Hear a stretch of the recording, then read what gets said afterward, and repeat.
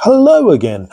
Okay, we're going to talk a little bit about financial literacy today.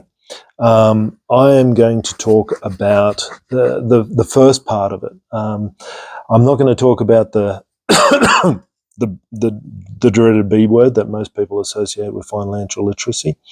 You'll have to wait till next video to understand what the dreaded B word is. But what I wanted to do here is about knowledge. And a lot of people, when they think about knowledge, they're talking about things that I read in a book. How do I do budgeting? How do I do these? I said it. There's the B word. How do I do all those things? But one of the things that I realized when when I was going through this, and also realized from my own personal journey, is that financial literacy and the knowledge that you need for financial literacy is really about your money journey. Understanding how money has been in your life, how it's evolved, what you do with it, and also what you associate with it. So if I can give you an example, a very simple example, and most people would have heard about this. So if I sort of said to you, what do you think about money? You might even say, well, it is just what it is. It's money. It's a way of keeping score, as it were. Or you might sort of have other views about rich people. They're evil. They're just all about themselves. They're selfish. They don't care. I don't care what they are. I'm just sort of saying. So if you have that view of rich people, that they're selfish, that all they're interested in is money, that they step on the little guys, if you are then trying to become a rich person, you're always going to sabotage yourself, because how can you equate that type of view of somebody who's selfish and stuff with yourself when you don't see yourself like that? So if you say, okay, rich people are these bastards that I hate, I don't want to be a bastard, so I won't be rich. That's sometimes as simple as it is, but there's a lot of those sort of things. There's a lot of those sort of ideas around there that you need to sort of understand of what your thoughts are about money. If you think money is the root of all evil, then you certainly don't want any of it, because then all you are is becoming evil. So there's all of these sort of thoughts that we have. So a lot of times the knowledge is not about how to do things, but it's about the things that you think about money. If you think about investing and you think investing is just for the snobs, or just for the rich people, or it's people taking away from something else, whatever your thoughts are, then you're not going to want some of that, because you've got negative connotations about it. So really the knowledge that you need, first of all, is need to understand yourself and understand what you think about money. So let me just sort of ask you some of these questions that you need to sort of put to yourself to sort of come up to understand what you are. When somebody sort of talks about rich people, even moderately rich, we're not talking about the Jeff Bezos of the world, or the Elon Musks of the world. We're just talking about somebody who has a few $1 million. What do you think about those people? Do you like them? Would you like to be one of them? Do you hate them? What is it? I don't care, but it's just that knowledge. Because if you start talking about that, then you might need to say something else about goals around that. What do you think about money? Is it good? Is it evil? Is it nothing? Is it just a way of keeping score? Is it just, these days, it's nearly just numbers in a bank account? You don't really see money these days as well. When you sort of see people when you think of people like landlords, because they're investors, what do you think about a landlord? Are they good? Are they evil? Do you want to be one? What are they about? If you see shareholders, what do you think about those people? What are your thoughts there? So that's all your thoughts around sort of money. And then what does money allow you to do? So what does it do? Do you think about the good things? It allows you to invest. It allows you to give to charities. It allows you to help other people. Or do you think about all the bad things? It just allows you to buy more things, destroy the planet, whatever. I mean, I'm just making it up here as I go along. But what are those things that you sort of think that money does? Is it an evil thing? Is it a good thing? Can it be both? What do you sort of think about it is? And this is the knowledge that you need to sort of think about. Also, when you sort of see money going up in your bank account, what are you thinking about that? Is it a good thing? Is it about, oh, I can spend it? Is it about accumulation? What do you think? Do you have these sort of connotations about I deserve ... What do you deserve?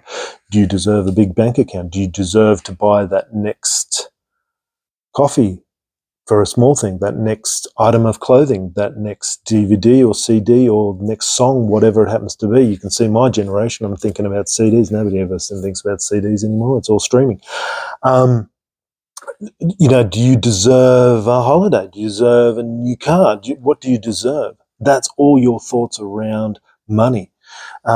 When you have those sort of thoughts, what are you sort of thinking about? What are you trying to do? All of that is really about the knowledge that you need to understand first of all, because if you don't understand those things, you may not be able to change some of them, but unless you understand them, you will probably not do the self-sabotage. You won't get through the self-sabotage. If you have that thought that money is evil and money and only rich people are bastards, then you certainly don't want either of those things, because you don't want to be seen as either of, you don't want to be seen to be cohorting with evil, and you don't want to be seen as a bastard. So you will do everything to self-sabotage so you don't get those, whether it's about giving it away. A simple one is also just getting fines so that you have to pay fines and get the money away that way. Any way to get it out of your bank account because you don't want it. And people are like, no, it's not that simple. You did these things. Some of the basic core beliefs that we have about money is what stops us moving forward. I'm not sort of saying that that's the only thing. Obviously, you need to change habits, but a lot of those habits come from core beliefs. If you saw your parents just spend money all the time, then that's what you think is the right thing to do. It's about spending money. If you saw your parents saving money or investing in money, then you think that's the right thing to do. You might sort of say, well, they did it too extreme. I never saw anything. I never got a red herring or even a red apple, or whatever. And I just had hand-me-downs, but I saw my parents getting wealthy. Then you might have different connotations around that, but you saw what they did.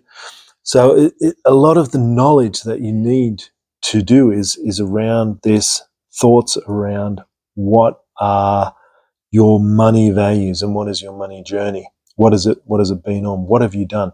So really, when you got your first job, what did you do? When you got your first pay packet, what did you do? Did you spend it? Did you save some of it? Did you save all of it? Did you give it to somebody else? Did you give it back to your parents? What did you do with that first pay packet? All of these sort of things will determine the type of person you are and the type of things that you will continue to do. It's not saying that any of this is wrong or bad or anything like that. It's just about knowledge. And that's what all this is. So, when you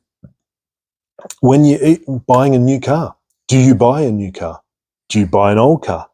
Do you save for a new car? Do you save for an old car? Do you trade in an old car to get a new car? What are you doing? So all of these sort of things are about trying to understand what your money journey has been. And it's sometimes looking at the more tangible things that you've actually had happen to you in terms of your first pay packet. How did you get your first car? How did you get your second car? Are you renting? Are you buying? Do you want to do, which one of those do you want to do? Do you want to move to another one? What do you think about your landlord? How do you see your parents and their attitudes to money? Do you like what they do? Do you not like what they do? Do you feel caught by what they do? All of these sort of questions are the things that we need to discover to understand what your knowledge is about money. Then comes all the simple stuff. A lot of people think how to invest, how to do a budget, how to invest, how to do all of that sort of stuff is the hard part. That's actually the simple part. The hard part is understanding who you are in terms of money and working out how to work within that so that you can do what you want to do.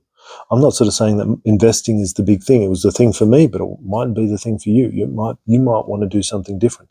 But it's understanding that so that you can then do what you need to do through your time. So that's stage one of financial literacy. And I'll probably do another video where I just go through some of the questions that you should ask yourself about financial literacy. Probably read them off a page. But I think you've got a bit of an idea, but if you're still a little unsure, I might do a second one on this just a little bit later, just to reinforce what I'm really trying to say here. Anyway, I hope you enjoyed that. Give us a thumbs up if you have. And the next one, I'll probably talk about the dirty B word. All right. Hope to catch you then.